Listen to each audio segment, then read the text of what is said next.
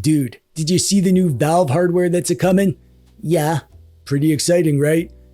I guess. But they announced the new Steam machine, and the Steam frame, and the Steam controller. Why aren't you excited? No, I am, but they didn't make the one thing that I wanted. Oh, really? Yeah, but it's okay because I made it myself. Oh, awesome. Let's see what you did. A sandwich. Yeah, you wanted Valve to make a sandwich. Yes, but I think maybe I was just hungry. Actually, I'm kind of hungry too. Well, maybe you should try making your own sandwich. Nah, I'll just wait for Valve to do it. Well, you're gonna be waiting a while. Oh, nice. Check it out. Wait, what?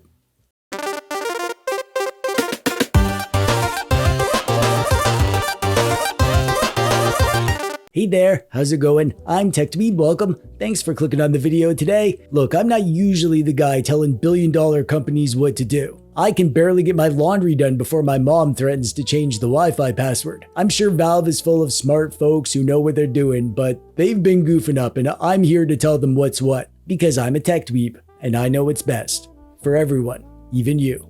So sit down, grab a Valve branded sandwich, and pay attention. Valve just revealed a bunch of new hardware and honestly, it all looks awesome. There's a new console-style PC called the Steam Machine, a new controller with Steam Deck vibes, and a fancy new VR headset. Combined with the Steam Deck, they're building a whole gaming ecosystem to rule our lives. But something's missing. If you've seen my channel, you already know what I'm gonna say. Where's the pocket-friendly handheld? Where's the Steam Deck Mini? It makes so much sense. They've got high-end gaming with the Steam Machine, portable mid-range with the Deck, but where's the lightweight, battery-efficient handheld for indie games? They're already working on SteamOS for ARM with the Steam frame. They could easily stick that on a tiny device. Something actually pocketable. Something made for destroying our indie backlog without destroying our pants.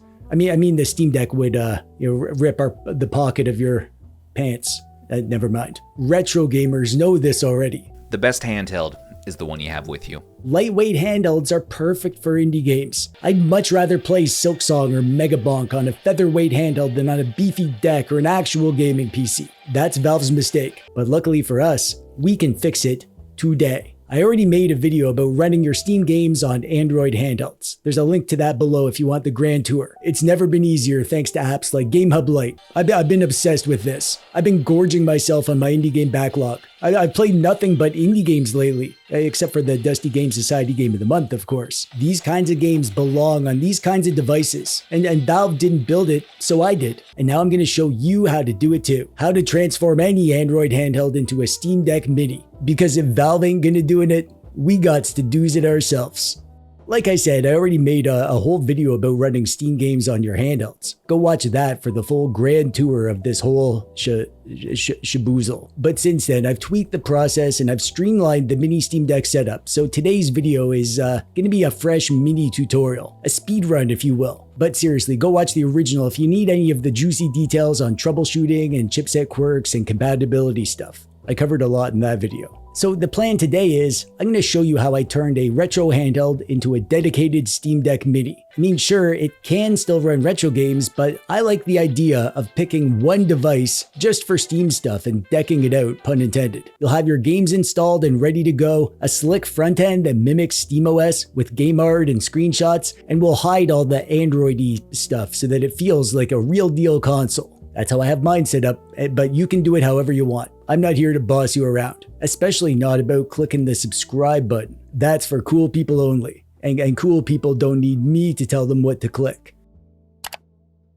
Step 1 is to pick a handheld. It needs to run Android, obviously, plenty of those out there, but trust me, you'll want a Snapdragon device. Other chips can work, check my first video for info about that, but Snapdragon has way better compatibility and supports the custom drivers. So this is all just better on a Snapdragon doodad. Even budget chips like the Snapdragon 865 and the RETROID Pocket 5 or the Flip 2 can run older games and indie stuff. Even Skyrim level games are fine on those kind of devices. If you want more power, you can grab an RPG 2 or one of the Iron devices like the Odin 2 or the Portal or the Odin 3. Ioneo makes some really powerful handhelds that work great for this, and the Conquer Pocket Fit. Lots of good choices out there for this. However, you gotta remember that this is a Steam Deck Mini that we're building. If you go too big and powerful, you're gonna miss the whole point. The Steam Deck already does mid to high-end gaming. This build is about something small and efficient and pocketable. Isn't that right, Pocket Test Guy?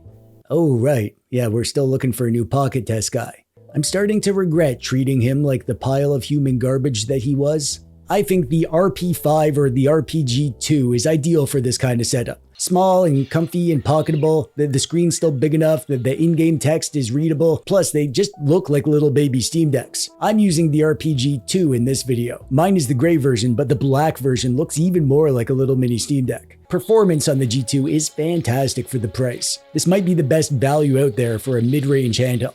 I'll link to my review of this and where you can get one in the thingy below if you're looking to pick one up. But quick heads up on RAM and storage. The RPG2 has 8 gigabytes of RAM and 128 gigabytes of storage. You can't run PC games off SD cards in Gamehub, not yet at least. So you'll need to use your internal storage. 128 gigabytes isn't a lot if you're installing lots of high-end games, but indie games are tiny. I installed over 30 and I still have free space, and reinstalling them is fast if you need to swap them around. For what this build is meant to be, a cheap, efficient indie game machine, I think this is what Valve should have made. This is the perfect bang for the buck. So yeah, don't overcomplicate it. You don't need a tank, you need a pocket rocket. First things first mostly, we need to install Gamehub, which is the program that we use to run our Steam games. You can install the main version of Gamehub, but I prefer Gamehub Lite because that version has front-end support, like I'll show you later. The current best version of Gamehub Lite is version 5.1.3. I'll link to the official GitHub in the thingy below, and you should download the latest version whenever you're watching this in the future. Install that by opening the installer after you downloaded it. Then when you get into Gamehub, you're going to need to log into your Steam account. I prefer to use the Steam Authenticator app because it's more secure, but you can just log in your normal way if you want to. Once you're logged in, you'll be ready to download some games. Press the north button here to bring up the game search and search for whatever game you want to install. I'm going to go with Botvice and then select Get Game. It might take a few seconds to get the correct game size. Just be patient on this window. Once it's done downloading, you can try to start your game. If it works, then great. And if it doesn't work, then you can watch my other video because I tell you exactly how to troubleshoot any issues with games that don't work. I also suggest that you go with these settings by default in every game, which you can access if you select the PC game settings for the games that you have. This will give you the best shot at the best performance and compatibility. But again, check my other video guide if you need help figuring stuff out. Now, believe it or not, you could be done right here. You can just launch Gamehub when you want to play PC games and use the Gamehub interface to browse the games and launch the games. And that's fine if you want to do that. More power to you. However, the whole purpose of me wanting to make this video was to do all the extra things that make a retro handheld feel like a Steam Deck, which means that we're going to need a different gaming front end. And for this, we're going to need to install ESDE. I've made guides about how to install ESDE in the past. Check this video if you want to know all about how to set up Android devices exactly the way that I like to set them up. For our purposes, you'll just need the ESDE APK installer, and it's not free. It's like $5 or whatever. You got to subscribe to their Patreon, link below. So install ESDE the normal way. Again, check out my guide if you need help. However, I actually did not set this up with an SD card the way I normally do. I decided that this RPG2 is going to be a dedicated Steam Deck Mini. So I set up ESDE to use the internal storage of the device, which is where my Steam games are installed. You can set up yours however you want, but I'm happy with the way that I have this set up here. Make sure you launch ESDE at least once, and when asked, say yes, you do want to make the folders for your game systems. And then you can exit ESDE for this next part. And now we need to add our Gamehub games to ESDE. And this is actually the most complicated step here because it requires us to use our compooper to do this part. It is pretty simple though, so yeah, let's walk you through it. Somewhere on your compooper, you're going to need to get some files ready. You'll need at least the game launch files, so create a folder for that. I called mine Steam, and create separate folders for whatever types of images you want. I made screenshots and covers. Oh, by the way, you may be wondering, can't I just scrape this stuff in ESDE? Now, the thing is that most PC games aren't going to scrape. Screen Scraper doesn't have a huge PC game database, so yeah, you kind of need to do it manually. Anyways, let's make a shortcut for our game. Open that Steam folder, and in here you're going to create a new text file. I'm going to call it botvice, but it won't be .txt. It'll be .steam, and then you'll need to open the file, which will be empty. And if it asks what program to use, just say Notepad. Now we need to go to the Steam store page for this game. Up here in the URL, after app, you're going to see a number. For botvice here, you can see it's 491040. Copy this number and then paste it into the .steam file that you have open, and then save the file. But don't close the Steam store page yet because we need to grab a screenshot. Find a screenshot you like and right click it and go to save image, and then we need to put this image in the screenshots folder that we made. And we need to give it the exact same name as our Steam file. So botvice for me. If you don't care about the game covers, then you can stop here, but I like having the covers for my Steam games because it lets me do this cover flow style, which feels more Steam Decky. So the way to get the cover is through a different website called SteamGridDB. Search for the game and then pick whichever cover you like. Open it and save it and put it in the covers folder that we made. And yeah, you guessed it, give it the same name as our .steam file. Botvice for us. This sounds like a lot of work, but it's pretty darn quick once you get the hang of it. I have over 30 games installed, and getting ready for this video to make it look like this, it only took me like 20 minutes to do all of them. And it would be way quicker if you skipped the images and just did the Steam files, but I like the images. Now we just need to get these files onto our Steam Deck Mini. Just connect up your doodad to your PC, and then on the computer, you're gonna head to your ESDE ROMs folder, and in here is a Steam folder, and we need to copy the .steam files that we made into this folder.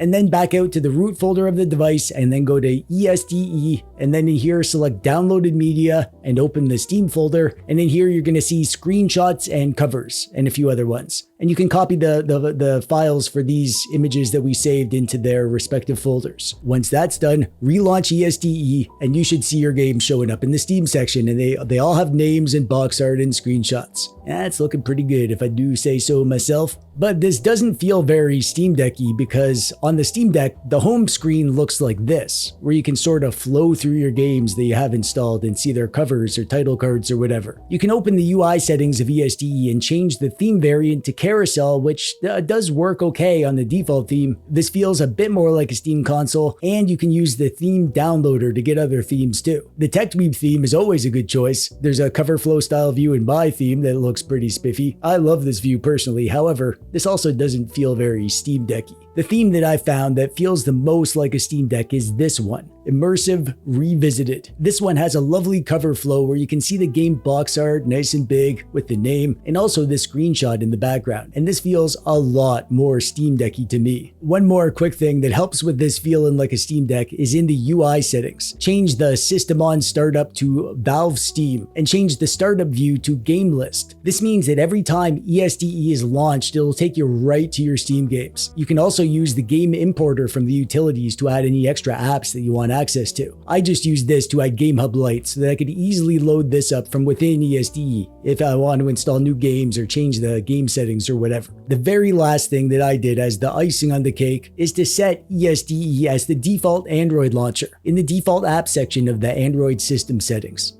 And this is what it's like. ESDE is my launcher, and it looks Steam Decky enough. Every time I boot up the device or quit a game, I land right back here. My Steam games are front and center. I launch them from here, and they load up in Gamehub, and they work perfectly. And when I exit, I'm taken back home. It's smooth, it's steamy, it's a very Steam Deck-like experience. And honestly, with my overactive dweeby imagination, this is a Steam Deck Mini. I've got my whole Steam library, my cloud saves, my clean console-style launcher. It just works, and it feels awesome. I could go on and on about how amazing this is, or about how Valve should absolutely build something like this and sell it to the masses now that they're in the ARM device game. A cheaper battery-sipping pocket-sized Steam Deck? Heck yeah. Yes, please. But I'll spare you my gushing because I could go on and on. Just know this. Ever since I set this up, I've been glued to my indie Steam backlog here on my Android devices. I have another video in the works where I show you my favorite Steam games to play on Android devices, so stay tuned for that. And if you've got an Android device kicking around, give this a shot. If you're shopping for one, the RETROID Pocket G2 that I used here is a beast for indie games. There's a link to this and a link to my review in the thingy below. And yeah, that's it. That's it from me. Click the thumbs up button if you like the video, or don't if you're a monster. I'm TechDweeb. Thanks for watching. Bye-bye.